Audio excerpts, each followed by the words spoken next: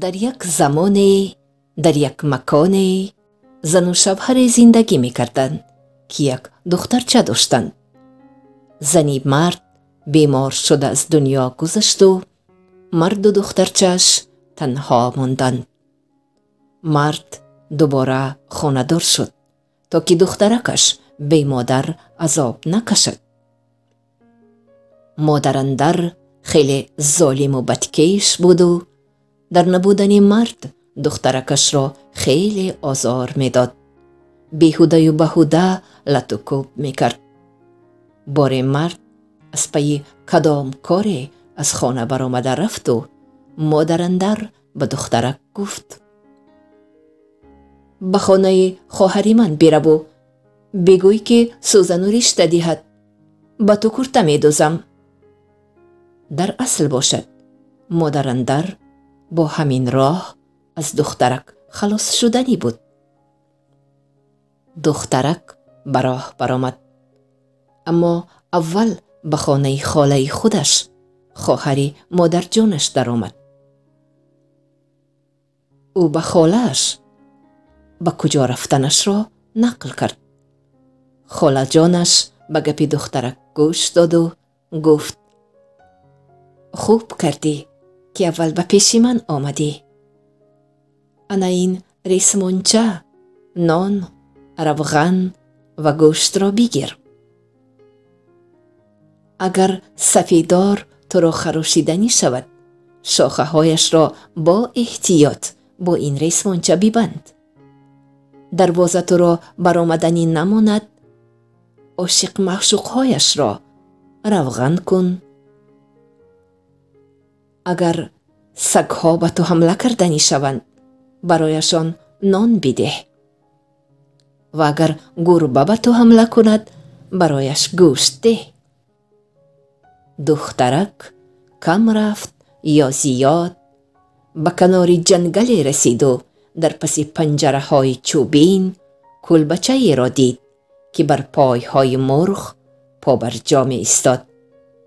این کلبه عجوز کمپیر خواهر مادر اندر او بود. او را عجوز کمپیر استخوان پای می نامیدند. او در کلبه‌اش نشسته کرباس می بافت. السلام، گفت دخترک. مرا مادر اندر برای سوزن و رشته فرستاد. او برای من کرته می دوزد. بسیار خوب، به جای من شینو کرباس باف. من کمی استراحت کنم، بعد می خیزم و به تو سوزن و رشته را می دهم. می بری به خانه تان. دخترک کرباس می بافت و آواز کمپیر را شنید که به خدمتگارش می گفت: من کمی می خوابم. تو حمام را گرم کن و دخترک را تازه بشوی. بیدار شوم، او را می خورم. دخترک سخت ترسید. وی به خدمتگار زن روی مال زیبایی را تحفه کرد و گفت: خاله جان، حمام را سخت گرم نکن، به آتش آب بریز. دخترک گربه بدخشمی کمپیر را با گوشت ضیافت داد و او را نوازش کرد.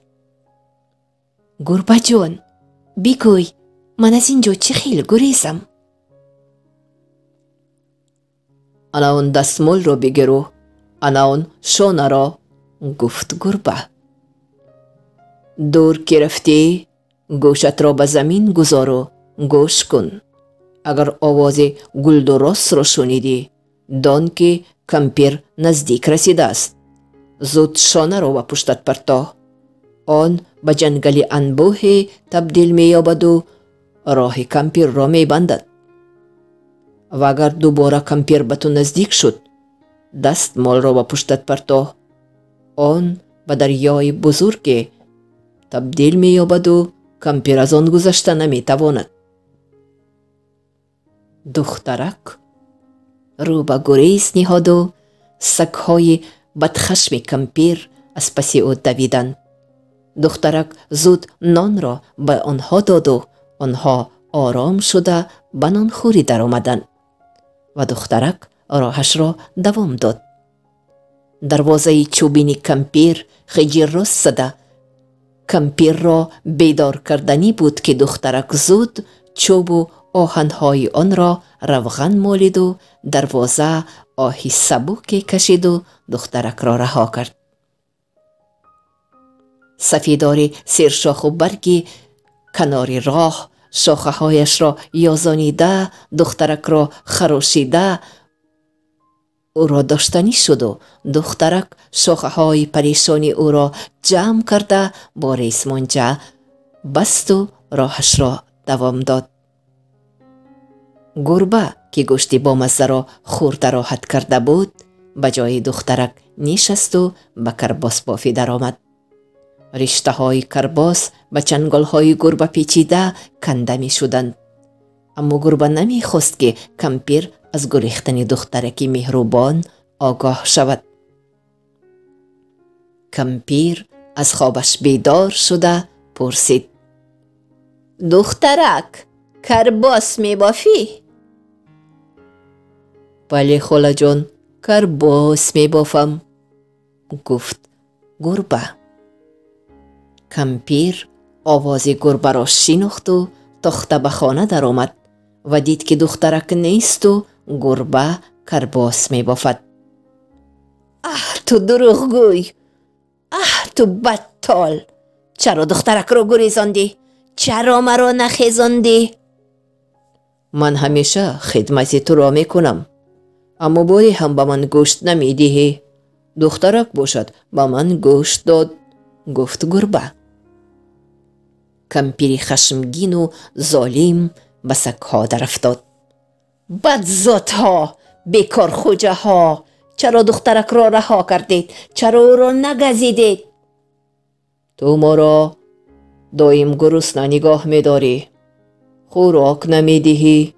دخترک باشد به ما نان داد، گفتند سگها و گریخته رفتند.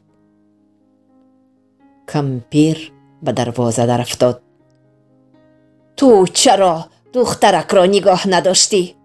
چرا غیجر راست زده مرا بیدار نکردی؟ من سال هاست خدمت تو را می کنم، اما تو باری هم به چوب های من روغن نمی مالی. دخترک باشد به من روغن مالید و راحت کردم، گفت دروازه. تو درختی نالازم، چرا سر و روی دخترک را نخراشیدی؟ چرا چشمهایش را کور نکردی؟ داد زد کمپیر. او دخترکی خوب و مهربان است، تو باشی ظالم و بدکش. او شاخه های مرا با ریسمانچه زیبای بست تا که پریشان شده از شمال سخت نشکنند، گفت سفیدار.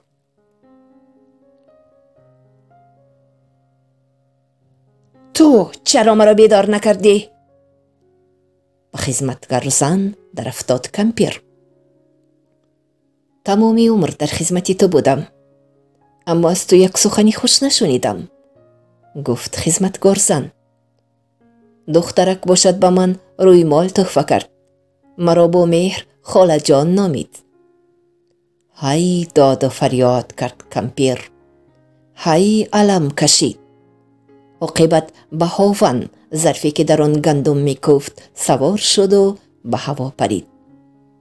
دخترک خیلی دور رفته بود و گوشش را به زمین گذاشته گوش کرد تا بداند که کمپیر در کجاست.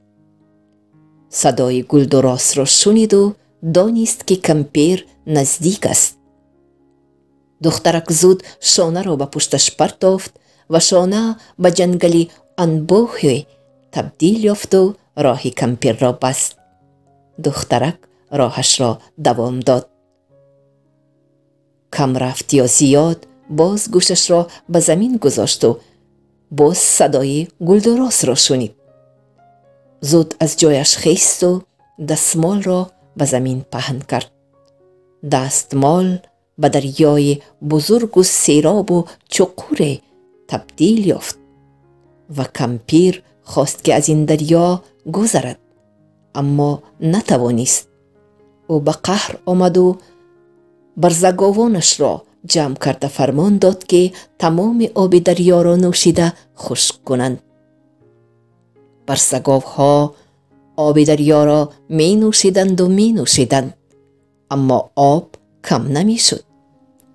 کمپیر به غضب آمد و دهانش را مثل غار کلان کشاده خودش به آب نوشی در آمد.